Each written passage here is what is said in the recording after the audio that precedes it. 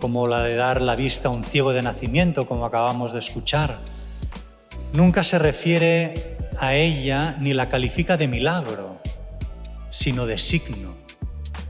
Y es que con la palabra milagro parece que todo lo que Jesús ha querido realizar y lo que le curó no fueron esas aguas que tuvieran una especie de propiedades especiales curativas, sino lo que le curó fue el hecho de que creyó en Jesús. Y porque creyó, obedeció. Y porque obedeció, se curó. Y solo si le seguimos a Él y nos abrimos a Él con humildad y con sinceridad, como hizo el ciego de nacimiento, entonces veremos el sentido de la vida, veremos a Dios, veremos que nuestra vida tiene un sentido y una finalidad, que es llegar a Dios. Queridos hermanos y hermanas, gracias a vosotros, nuestra parroquia ha podido llegar a miles de hogares de todo el mundo, compartiendo la palabra de Dios y manteniendo viva nuestra fe en el mundo digital. YouTube nos ofrece dos formas sencillas de colaborar. Con el botón Gracias podéis hacer una aportación puntual y con la membresía podéis apoyar de forma mensual. Vuestra generosidad ayuda a financiar y mejorar nuestros equipos de grabación, transmisión y el mantenimiento de nuestro canal. Que Dios bendiga vuestra generosidad.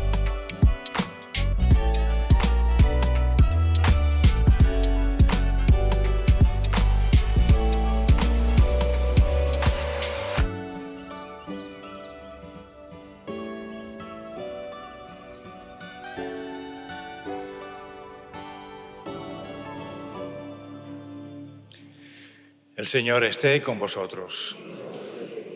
Lectura del Santo Evangelio según San Juan. En aquel tiempo, al pasar, vio Jesús a un hombre ciego de nacimiento.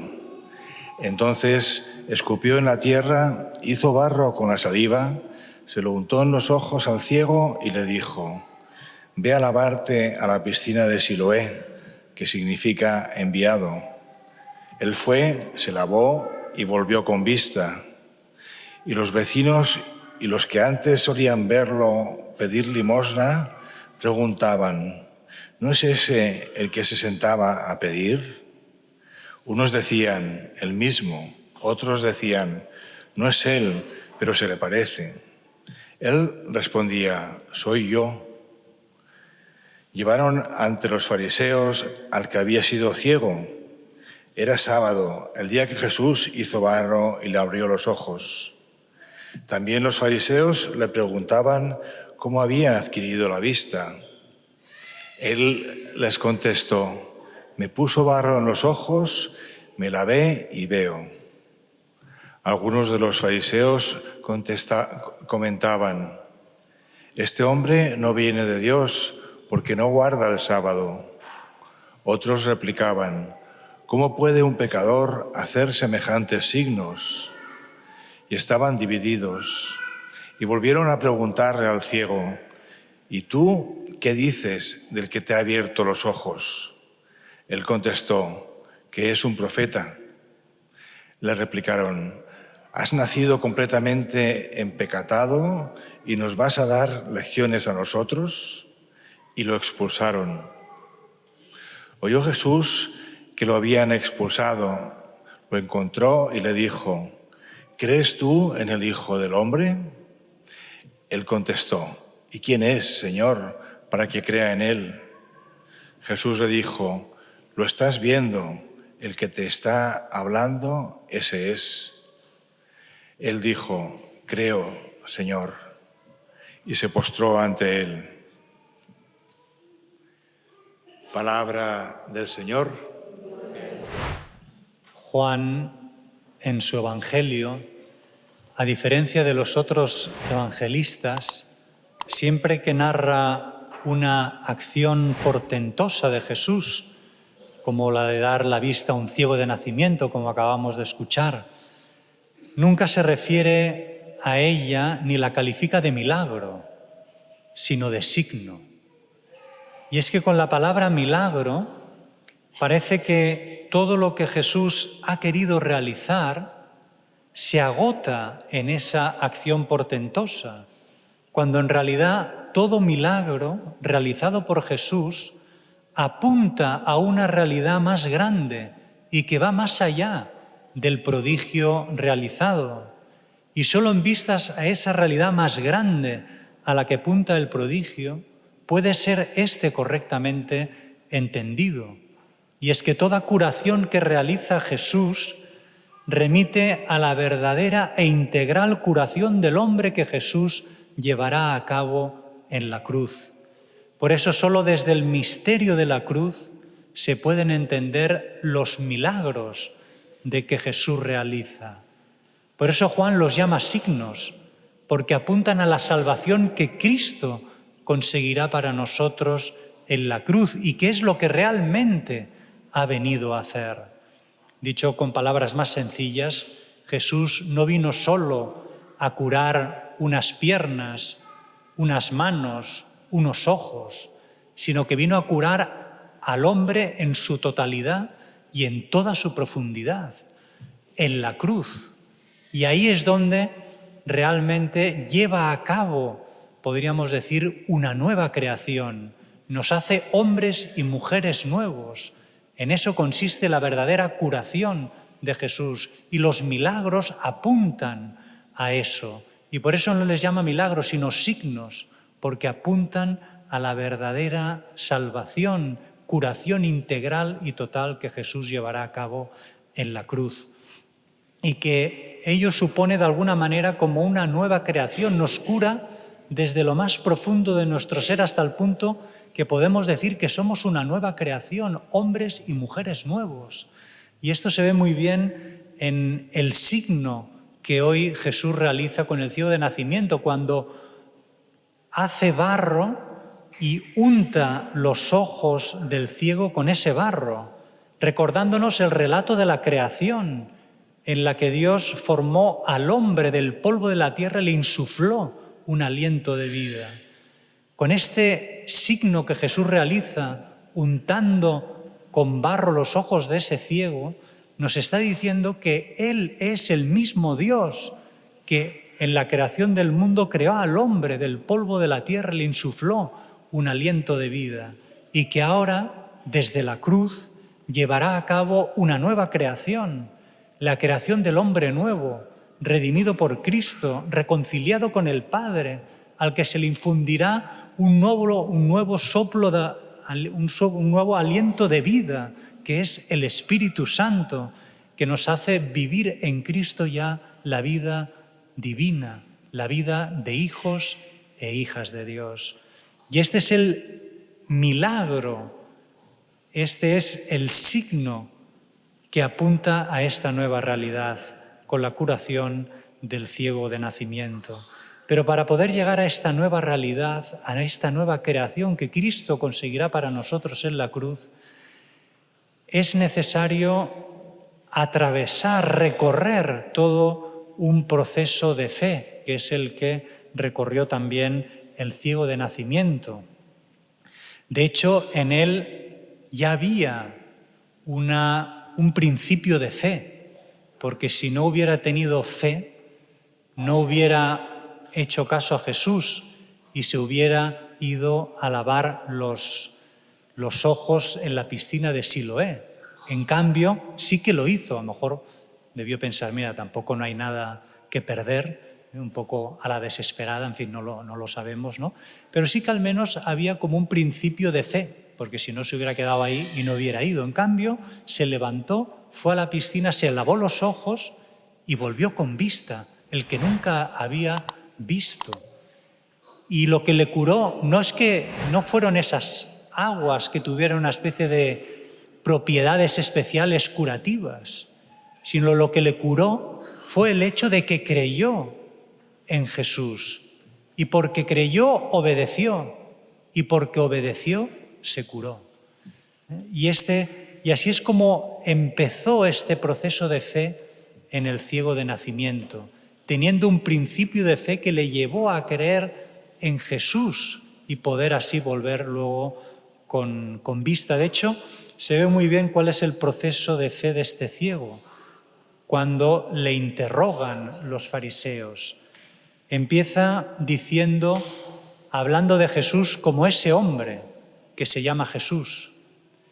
Y luego, a medida que avanza el interrogatorio, le preguntan, ¿y tú qué piensas de ese hombre? Y dice que es un profeta, es decir, alguien a través del cual Dios actúa. Y al final lo acaban expulsando de la comunidad, de la sinagoga. Pero Jesús, cuando a alguien empieza a entrar en su vida y a curarlo, Jesús no nos deja tirados, sino que fue al encuentro de ese ciego, del antes ciego, y le pregunta si cree en el Hijo del Hombre y que es el mismo Jesús que le está hablando. Y entonces él dice que sí, que cree. Y entonces lo adora y se postra. Podríamos decir que aquí es donde ha culminado el proceso de curación de ese ciego, porque ahora ya no solo ve con los ojos del cuerpo, sino con los ojos del alma. Al confesar la divinidad de Jesucristo, ha llevado a culminación ese proceso de curación. Ahora no solo lo ve como un profeta, sino como el mismo Dios que se ha hecho hombre y ha actuado en él dándole la vista. Y ahora se le abre para él un mundo nuevo, el mundo de Dios, que empezará a vivir ya en este mundo y a partir del cual su vida nunca más será ya la misma. Y es curioso porque así como el ciego se fue abriendo progresivamente a la luz del mundo que es Jesucristo, los fariseos, cuanto más rechazaban las evidencias del milagro, más se encerraban en su oscuridad. De hecho, al principio, para no tener que aceptar la evidencia del milagro, niegan que ese hombre fuera el ciego de nacimiento, que siempre estaba ahí mendigando, hasta que al final lo confirman sus padres, ¿no? Dicen, sí, este es nuestro hijo, el que estaba ciego de nacimiento y estaba siempre aquí pidiendo limosna. Y entonces, para no tener que reconocer este milagro, porque en el fondo sería tener que reconocer y aceptar a Jesucristo, lo que hacen es refugiarse en su tradición, afirmando que a Moisés sí que le habló Dios, pero a este Jesús vete a saber quién le ha hablado, ¿no? Es aquello que dijo Jesús, que no hay mayor ciego que el que no quiere ver. Y es que realmente los fariseos no quisieron ver, no quisieron rendirse a la evidencia del prodigio acontecido, porque en el fondo se negaban a aceptar y acoger a Jesucristo, luz del mundo, endureciendo su corazón y cerrándoselo a Jesucristo y a la salvación que Él nos ha venido a traer. Con ello demostraron que en el fondo no fueron con la intención de encontrar la verdad, sino de confirmar sus creencias. Y precisamente como lo sucedido no confirmaba sus creencias, sino más bien hacía temblar todo el sistema de sus creencias, y ante el pánico de ver cómo se desmoronaba el suelo sobre el que caminaban con paso seguro y firme, se refugiaron de una forma irracional en su tradición y, por ser irracional, agresiva, hasta el punto de expulsar al ciego de la comunidad. Pues cuando no se tiene la serenidad de la verdad, la mentira, la impostura, al estar carente de verdad, solo se puede defender a gritos para opacar así su interior, vacío de verdad. Antepusieron su tradición, sus criterios, su verdad, a la verdad que se les presentaba con cegadora evidencia. Y es que el milagro había ocurrido en sábado y esto no cuadraba con sus criterios sobre quién es Dios y cómo tiene que actuar Dios. Y prefirieron encerrarse en sus creencias, aunque no fueran del todo ciertas, a abrirse de verdad a la verdad. Pero es que ellos no se dieron cuenta que sí que es verdad que el suelo sobre el que caminaban, que estaba lleno de este sistema de creencias se desmoronaría sobre ellos, pero lo que iba a hacer Jesús era precisamente llevarlos a la plenitud de la verdad. Pero ellos prefirieron encerrarse en su manera de ver las cosas, en sus criterios, en su tradición, en lugar de abrirse a la verdad que se les presentaba de forma tan clara y patente.